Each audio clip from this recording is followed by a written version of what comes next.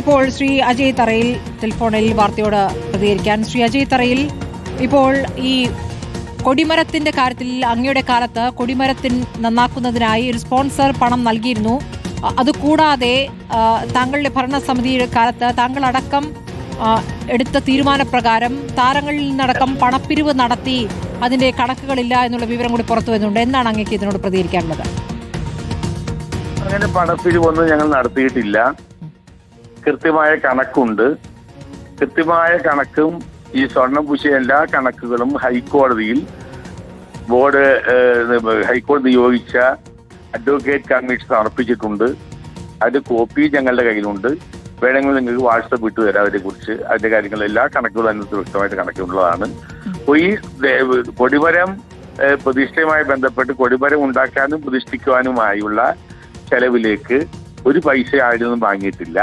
അവിടെയുള്ള മറ്റ് അറ്റകുറ്റപ്പണികളും കാര്യങ്ങൾക്കുമായിട്ട് അതും ഞങ്ങളല്ല വാങ്ങിയത്. അത് അന്നത്തെ ഹൈക്കോടതി അഡ്വക്കേറ്റ് കമ്മീഷണറാണ് അത് ചെയ്തിട്ടുള്ളത്. ദേവസ്വം ബോർഡ് ഈ കാര്യത്തിൽ നേരിട്ട് ഒരു പൈസ വാങ്ങുകയോ അതിന്റെ കണക്ക് ഹാജരാക്കേണ്ട ആവശ്യം വന്നിട്ടില്ല. അഡ്വക്കേറ്റ് കമ്മീഷണറാണോ കൈകാര്യം ചെയ്യാറ് ശ്രീ അജയ്? തീർച്ചയായും അല്ല, അഡ്വക്കേറ്റ് കമ്മീഷണറാണല്ലോ ഈ പ്രവൃത്തി ചെയ്തത്. അദ്ദേഹത്തെ ഹൈക്കോടതി പൂർണ്ണ ഉത്തരവാദിത്വത്തിൽ ഏൽപ്പിച്ചാണ്. അദ്ദേഹം കൃത്യമായ കണക്ക് വെച്ചിട്ടുണ്ട്. അദ്ദേഹം അത് ഹൈക്കോടതിയിൽ സമർപ്പിച്ച് ഹൈക്കോടതി അതിന് എല്ലാവിധ ആ ഫയൽ ക്ലോസ് ചെയ്തിട്ടുള്ളതാണ്. ഈ ഫോണെക്സ് ഫൗണ്ടേഷൻ എത്ര തുക നൽകിയിരുന്നു എന്ന് അങ്ങ് ഓർക്കുന്നുണ്ടോ? 3,20,00,000 രൂപയാണെന്നാണ് എന്റെ ഓർമ്മ. 3,20,00,000 രൂപയ്ക്ക് ഈ കൊടിമരത്തിന്റെ പണി പൂർത്തിയായിരുന്നു. അപ്പൊ ഈ പണപ്പിരിവ് എന്ന വാർത്ത അങ്ങ് നിഷേധിക്കുകയാണ്? അത് നടത്തിയിട്ടില്ല, പണപ്പിരിവ് നടത്തിയിട്ടില്ല. ഞങ്ങൾ പണപ്പിരിവ് ആവശ്യം ഉണ്ടായിട്ടില്ല. അങ്ങനെ പണപ്പിരിവ് ഉണ്ടായിട്ടില്ല. അതോടൊപ്പം തന്നെ ഈ വാജീവാഹനം, ശ്രീ അജയ് തറയിൽ, വാജീവാഹനം തന്ത്രിക്ക് കൊടുത്തുകൂടാ എന്ന ഒരു ദേവസ്വം ബോർഡിന്റെ തീരുമാനമുണ്ട്. ആ തീരുമാനത്തിന് വിരുദ്ധമായിട്ടാണ് 2017 കൈമാറിയത് എന്നുള്ള വിവരം കൂടി ഈ ഘട്ടത്തിൽ പുറത്തു വരികയാണ്. അല്ല, ദേവസ്വം ബോർഡ് ഉത്തരവിനെ കുറിച്ച് ഞാൻ ഇപ്പോഴാണ് അറിയുന്നത്. ഞങ്ങള് താന്ത്രി വിധി പ്രകാരം ലോഹമാണെങ്കിൽ ആചാര്യന്, മരമാണെങ്കിൽ ദഹിപ്പിച്ച് കളയണം, കല്ലാണെങ്കിൽ ജലാശയത്തിൽ ഒഴുക്കണം എന്ന ആചാരത്തിന്റെ അടിസ്ഥാനത്തിലാണ് തന്ത്രിക്ക് കൊടുത്തത്. രഹസ്യമായ കാര്യമല്ല. അത് തന്ത്രിക്ക് കൊടുത്തു. അന്നുള്ള എല്ലാ TV ചാനലിലും തന്ത്രിക്ക് കൊടുക്കുന്നത് കാണിച്ചതാണ്. പത്രത്തിൽ വാർത്ത വന്ന കാര്യമാണ്. തന്ത്രിക്ക് വാജിവാഹനം കൊടുക്കുന്ന ഒരു കർമ്മം ഞാനും പ്രിയാർ ഗോപാലകൃഷ്ണനും അതുപോലെ കെ രാഘവൻ എന്ന് പറയുന്ന ഒരു മറ്റു മെമ്പർ, നിങ്ങൾ ആ കെ രാഘവൻ എന്ന മെമ്പറെ വിട്ടുകളയുന്നത് ശരിയല്ല. അദ്ദേഹം പ്രതികരിച്ചത് അദ്ദേഹം അതിനെ സാക്ഷിയായിരുന്നത് അദ്ദേഹം ഓർക്കുന്നില്ല എന്നാണ്. ഈ ഉത്തരവിന് വിരുദ്ധമായിട്ടാണ് കൈമാറിയതെന്ന് പറയുന്നത്. പല ഓർമ്മക്കുറവുണ്ടാവും അദ്ദേഹത്തിന്. അതല്ല, അപ്പോൾ അങ്ങനെ ചെയ്തൊരു കാര്യമാണ്. അത് താന്ത്രിക വിധി പ്രകാരം ചെയ്യുന്ന കാര്യമാണ്. കേരളത്തിലെ എല്ലാ തന്ത്രികളും എല്ലാ ക്ഷേത്രങ്ങളിലും നടന്നു വരുന്നൊരു ആചാരമാണ്, കഷ്ടമാണ്. ആ കഷ്ടം ഞങ്ങൾ നടപ്പാക്കിയെന്ന് മാത്രമേ ഉള്ളൂ. പിന്നെ ശ്രീ അജയ് തറയിൽ ഒരൊറ്റ കാര്യം, ഈ 2012 ഒരു ഉത്തരവ് ഉണ്ടായിരുന്നു എന്നുള്ള കാര്യം അങ്ങേക്ക് അറിവില്ലായിരുന്നു അല്ലേ?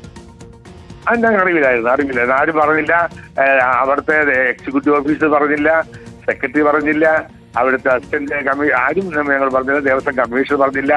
ആരും ആ ഉത്തരവിനെ കുറിച്ച് അങ്ങനെ ഞങ്ങളോട് പറഞ്ഞിട്ടില്ല. അങ്ങേക്ക് ഇപ്പോൾ തന്ത്രി അറസ്റ്റിലായി കഴിഞ്ഞിരിക്കുന്നു. തന്ത്രിയുമായി ബന്ധപ്പെട്ട്, വിശ്വാസവുമായി ബന്ധപ്പെട്ട് അങ്ങ് അടക്കമുള്ളവരെ തെറ്റിദ്ധരിപ്പിക്കുകയായിരുന്നു, പറ്റിക്കുകയായിരുന്നു തന്ത്രി എന്ന തോന്നൽ ഇപ്പോഴുണ്ടോ? അല്ല, തന്ത്രി പറ്റിക്കുക എന്ന് പറഞ്ഞില്ലല്ലോ. കാരണം ഇത് കോമൺ ആയ ഒരു കാര്യമാണ്. അന്ന് പ്രസിഡന്റ് ഞങ്ങളോട് പറഞ്ഞു ഇങ്ങനെയാണ് എന്ന് പറഞ്ഞു. മറ്റു പലരും പറഞ്ഞു ആചാരം ഇതാണ് എന്ന് പറഞ്ഞു. തന്ത്രി പറ്റിക്കായിരുന്നു എന്ന് തോന്നല് ഇപ്പോൾ ഇല്ലെങ്കിൽ പോലും അത് എനിക്കറിയില്ല. തന്ത്രിക്ക് അറിയാമായിരുന്നെങ്കിൽ തന്ത്രി അത് വേണ്ടാന്ന് പറയുമായിരുന്നു. അതിനെക്കുറിച്ച് എനിക്കറിയില്ല. തന്ത്രി വേണ്ടാന്ന് പറഞ്ഞില്ല. തന്ത്രി അത് 2 കൈ നീട്ടി സ്വീകരിച്ചു, വാങ്ങി അദ്ദേഹം വീട്ടിൽ കൊണ്ടുപോകാൻ ഉണ്ടായത്. അപ്പൊ അങ്ങനെ അദ്ദേഹം പറ്റിക്കായിരുന്നു എന്ന് പറയാൻ ഞാൻ ആളല്ല. പക്ഷെ ഞങ്ങൾക്ക് അതിനെക്കുറിച്ചുള്ള ബോർഡ് ഓർഡറിനെ കുറിച്ച് അറിയില്ല. പക്ഷേ ഞങ്ങൾ അന്വേഷിച്ചപ്പോൾ എല്ലാ അമ്പലങ്ങളിലും തന്ത്രിക്ക് അതിന്റെ അവകാശമാണ്. ലോഹമാണെങ്കിൽ തന്ത്രിക്ക് കൊടുക്കണമെന്നാണ് അതിന്റെ താന്ത്രിക വിധി. അത് വെച്ച് ഞങ്ങൾ ചെയ്തു എന്ന് മാത്രമേ ഉള്ളൂ. ദേവപ്രശ്നത്തിൽ ഈ വാജീവാഹനം കൈമാറുന്നതുമായി ബന്ധപ്പെട്ട ദേവപ്രശ്നത്തിലൊന്നും തെളിഞ്ഞില്ലല്ലോ അല്ലേ? ദേവപ്രശ്നം ഞങ്ങളല്ല വെച്ചത്. ഞങ്ങളുടെ മുന്നിലെ board MP Govindan Nair president ആയിരുന്ന ബോർഡാണ് ദേവപ്രശ്നം വെച്ചതാണ്. അപ്പോഴാണ് ഈ കൊടിമരം ദേവപ്രശ്നം വെച്ച അപ്പോഴാണ് ഈ കൊടിമരം മാറ്റണമെന്ന് പറഞ്ഞത് അല്ലേ? കൊടിമരം മാറ്റാൻ തീരുമാനിച്ചത് അവര് തീരുമാനിച്ചു. കൊടിമരം സ്വർണ്ണ കൊടിമരം പുതുവെക്കാൻ തീരുമാനിച്ചു. അതിന്റെ അടിസ്ഥാനത്തിൽ കോന്നി ഫോറസ്റ്റിൽ നിന്നും അവര് ഗവൺമെന്റിലേക്കൊരു തേക്ക് തടി വാങ്ങി, ഗവൺമെന്റ് തേക്ക് തടി സൗജന്യമായി വാങ്ങി. അത് കൊണ്ടുവന്ന് പമ്പയിൽ വെച്ച് ഇരിക്കുന്ന സമയത്താണ് ഞങ്ങൾ അധികാരത്തിൽ വരുന്നത്. അപ്പോൾ കൊടിമരം വെക്കുക അല്ലാതെ വേറെ നിവൃത്തിയില്ല. കാരണം പുതിയ തേക്ക് തടി കൊണ്ടുവച്ചിരിക്കുന്നു. നിലവിലുള്ള കൊടിമരം കോൺക്രീറ്റ് കൊടിമരമാണ്.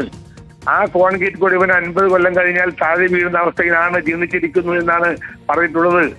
അതുകൊണ്ട് തേക്കിന്റെ 500 കൊല്ലം നിലനിൽക്കാൻ കഴിയുന്ന തേക്കിന്റെ കൊടിമരം വെക്കാൻ തീരുമാനിച്ച സമയത്ത് ഞങ്ങൾ ആ തീരുമാനം ബോർഡിന്റെ തുടർച്ചയെന്ന് ഞങ്ങൾ നടപ്പാക്കുകയാണ് ചെയ്തത്. ശരി, അങ്ങ് കൊടിമരം മാറ്റുന്ന സമയത്ത് ആ സമയത്ത് അങ്ങ് സന്നിഹിതരായിരുന്നല്ലോ അല്ലേ? ആയിരുന്നു. ആ സമയത്ത് മേൽശാന്തി ഏതോ ഒരു നമ്പൂതിരി, അദ്ദേഹത്തിന്റെ പേര് ഞാൻ പൂർണ്ണമായി ഓർക്കുന്നില്ല, ഇത് തടിയാണോ കോൺക്രീറ്റ് ആണോ എന്നുള്ള കാര്യത്തിൽ ഇതിൽ ഒരു തരത്തിലും ഇങ്ങനെ കീടങ്ങൾ വരില്ല, അങ്ങനെ നശിക്കാനിടയില്ല എന്ന് പറഞ്ഞൊരു എതിർപ്പ് രേഖപ്പെടുത്തിയിരുന്നു. ഇത് കോൺക്രീറ്റ് ആണെന്ന് നേരത്തെ ഞങ്ങൾക്ക് അറിയാമായിരുന്നല്ലോ. പല ആളുകളും പറഞ്ഞു കോൺക്രീറ്റ് ആണെന്ന്. അവിടെയുള്ള ചീഫ് എഞ്ചിനീയർമാർ പറഞ്ഞു പലരും കോൺക്രീറ്റ് ആണ് എന്ന് പറഞ്ഞു. കോൺക്രീറ്റ് ആണല്ലോ ദ്രവിച്ചു പോകുക, കോൺക്രീറ്റ് ആണല്ലോ ജീർണിച്ചു പോകുന്നത്. അതിന്റെ സിമെന്റ് ഞാൻ കണ്ടതല്ലേ എന്റെ കണ്ണുകൊണ്ട്. സിമെന്റുകൾ ഇളകി കമ്പി കാണുന്ന പോലെ നിൽക്കുന്ന അവസ്ഥ കണ്ടതാണ് പല സ്ഥലത്തും. താഴ്ത്തു മാത്രമല്ല മുകളിലും പല സ്ഥലത്തും കമ്പി പുറത്ത് കാണാമായിരുന്നു. നിങ്ങൾക്കറിയാമല്ലോ, ഏത് കോൺക്രീറ്റ് തൂണും ഒരു 10-20 കൊല്ലം കഴിയുമ്പോൾ അതിന്റെ പുറത്തുള്ള കോൺക്രീറ്റ് അടർന്നു പോകുന്നത് സത്യമല്ലേ? അത് ഞങ്ങൾക്ക് അറിയാമായിരുന്നു കോൺക്രീറ്റ് ആണെന്ന്. അത് മാറ്റേണ്ട ആവശ്യം തന്നെയായിരുന്നു. അത് മാറ്റി ഞങ്ങൾക്ക് ഇടയ്ക്ക് വെച്ച് തീരുമാനം മാറ്റാൻ പറ്റുമോ? അമ്മയിൽ കൊണ്ടുവന്ന് വെച്ചിരിക്കുന്ന തേക്ക് തടി ഞങ്ങൾ വെട്ടി നുറുക്കി കളയണമെന്നാണോ നിങ്ങൾ പറയുന്നത്? ഞങ്ങൾ കൊടിമരം വെക്കാൻ തീരുമാനിച്ചു. ഒരു പൈസ ദേവസ്വം ബോർഡ് മുടക്കില്ല. അത് ഒരു സ്പോൺസറെ കണ്ടുപിടിച്ചു. കേരള ഹൈക്കോടതിയിൽ ഒരു പെറ്റീഷൻ കൊടുത്തു. ഞങ്ങൾക്ക് യാതൊരു ഉത്തരവാദിത്തമില്ലാതെ, അതായത് കോടതി ഉത്തരവിന്റെ അടിസ്ഥാനത്തിലാണ് ഈ കൊടിമരം മാറ്റിയത് അല്ലേ? അതാണ് അങ്ങ് പറയുന്നത്?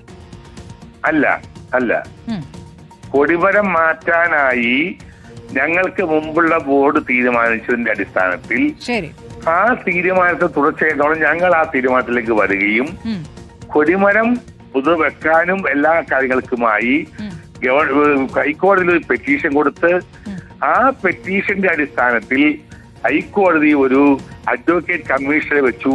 പൂർണ്ണമായ ഉത്തരവാദിത്വത്തിൽ. ഞങ്ങൾക്ക് യാതൊരു ഉത്തരവാദിത്തമില്ല. അദ്ദേഹം എല്ലാ കണക്കുകളും കാര്യങ്ങളും നോക്കുന്ന രീതിയിൽ ഞങ്ങൾക്ക് ഓഡിറ്റോ ഞങ്ങൾക്ക് ബന്ധമില്ലാത്ത രീതിയിൽ തന്നെ അദ്ദേഹം എല്ലാ കാര്യങ്ങളും ചെയ്യാൻ ഹൈക്കോടതി ഉത്തരവിട്ടു. അങ്ങനെയാണ് ASP കുറുപ്പിനെ വെച്ചാണ് അത് ചെയ്തത്.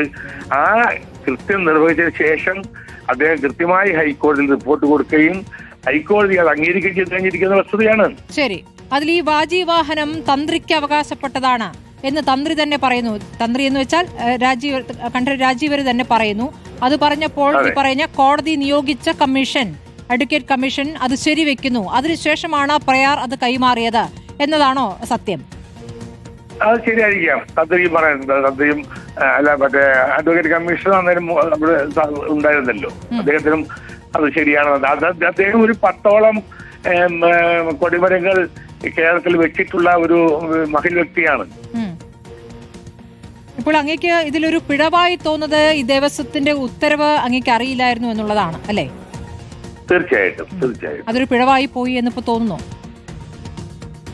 അതിനെക്കുറിച്ച് പഠിക്കണം, പഠിച്ചിട്ടേ പറയാൻ പറ്റുള്ളൂ. ശരി, അങ്ങയുടെ കയ്യിലുള്ള രേഖകൾ അതുകൂടി നമുക്ക് കിട്ടേണ്ടതാണ്. കാരണം അങ്ങേക്കെതിരായ വിവരങ്ങൾ വരുമ്പോൾ അങ്ങേക്ക് പ്രതിരോധിക്കാവുന്ന വിവരങ്ങൾ കൂടി പുറത്തുവിടേണ്ടതാണല്ലോ. ആ രേഖകൾ കൂടി കൈമാറുക ശ്രീ അജയ് തറയിൽ. എങ്ങനെ അങ്ങ് പറഞ്ഞ അങ്ങയുടെ കയ്യിലുള്ള രേഖകൾ ഉണ്ടല്ലോ, എത്ര തുക ചെലവഴിച്ചു, എത്ര തുക. വളരെ നന്ദി ശ്രീ അജയ് തറയിൽ പ്രതികരിച്ചതിന്.